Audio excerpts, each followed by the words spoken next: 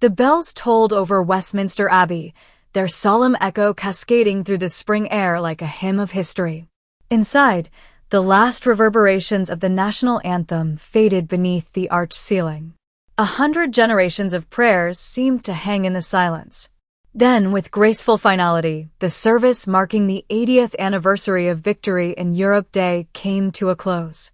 A hush descended as the royal family began to move. Queen Catherine was the first to rise. Clad in a deep navy coat dress, a nod to wartime hues, she moved with a quiet dignity that belied her years in the public eye. Her gloved hands clutched a wreath of poppies, each one handmade by veterans' descendants.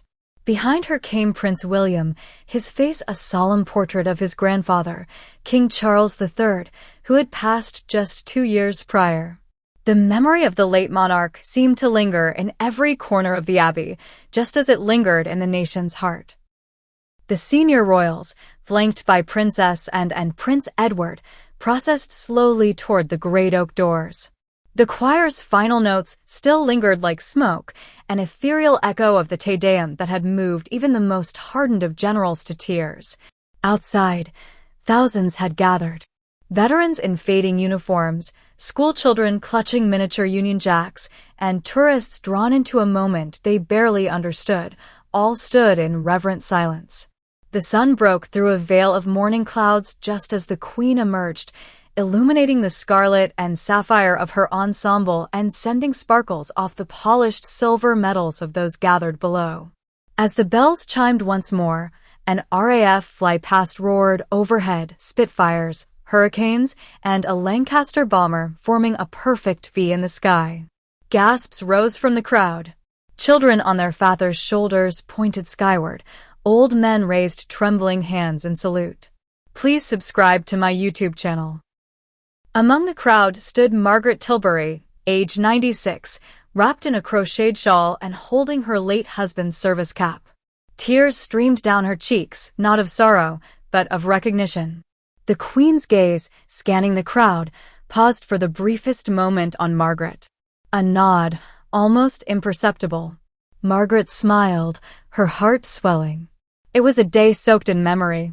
Back inside the Abbey, minutes earlier, as the service began, the air had been thick with emotion.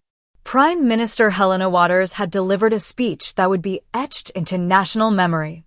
She spoke of the resilience of the people, the sacrifices of the soldiers, and the enduring symbol of unity that the royal family continued to represent. Her voice trembled as she read the names of cities bombed, of regiments lost, of the countless civilians who had endured the Blitz with little more than hope and a tin hat. When the Queen took to the lectern, a hush deeper than any prayer settled over the congregation. Today we remember not only victory, she began, but valor. Not only peace, but perseverance. We remember who we were, so we may better understand who we are and who we hope to become. Her words, carefully chosen and softly spoken, carried the weight of history. Every syllable was anchored in generations of royal service, from George VI's wartime broadcasts to Queen Elizabeth II's decades-long reign. Her speech ended with a single line, "May we always cherish the quiet heroism of ordinary people." Outside, as the Queen's car approached, children surged forward. Not to shout, not to cheer, but simply to see.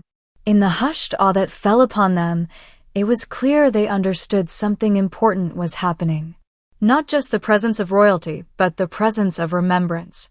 As the royal cars pulled away, escorted by ceremonial guards on horseback, the scene slowly dissolved back into normalcy. Yet something lingered in the air, an afterglow like the hush after a hymn. The Queen, looking through the tinted glass of her car, saw the waving flags and felt the echo of footsteps. Some living, some long gone. She turned to Prince William.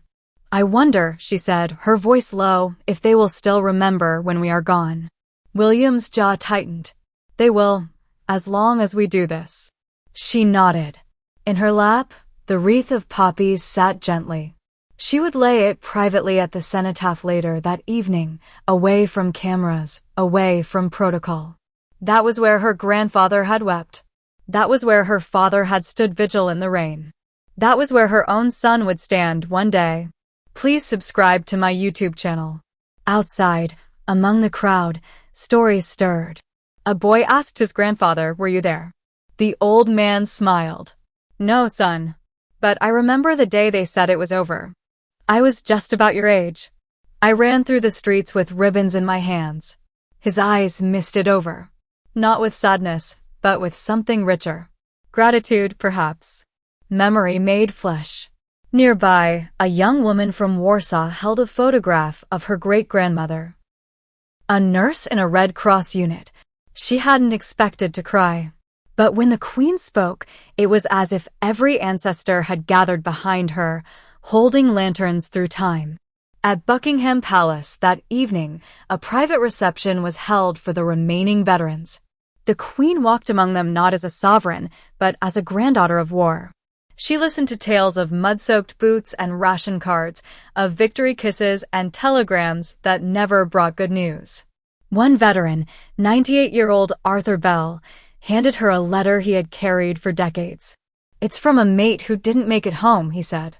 Said he wanted it read by someone who'd remember. The Queen unfolded the paper with trembling hands.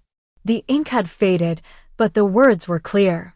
"If this reaches you, I hope the world has become quieter. Kinder, I hope you laugh more than we did. Tell them we believed it was worth it." The Queen folded the letter gently and met Arthur's eyes. "He was right," she said. "We must make it worth it." When the day drew to a close, the royal standard fluttered softly against the twilight sky. Candlelight vigils had begun across the country. In Liverpool, children placed lights along cobbled streets where bombs once fell. In Portsmouth, silhouettes of ships were projected on stone walls. In Glasgow, a youth choir sang Vera Lynn's "We'll Meet Again," their voices floating like doves. Back in Windsor, the Queen stood on a private balcony. The stars were beginning to appear. In her hand, she held the poppy wreath once more. Below her, the gardens lay quiet. No speeches, no flypast, just the rustle of leaves and the hum of memory. From the window, she could see the outline of her father's statue. In it, George VI looked toward the horizon, forever caught in the motion of stepping forward. She understood now what he must have felt, responsibility stitched into every breath. She looked at William again. "This is not just about the past," she said. "No," he agreed. "It's about the promise." Together, they stood in silence. And then, the Queen whispered into the dusk, as though to the wind. Subscribe the channel to get such videos.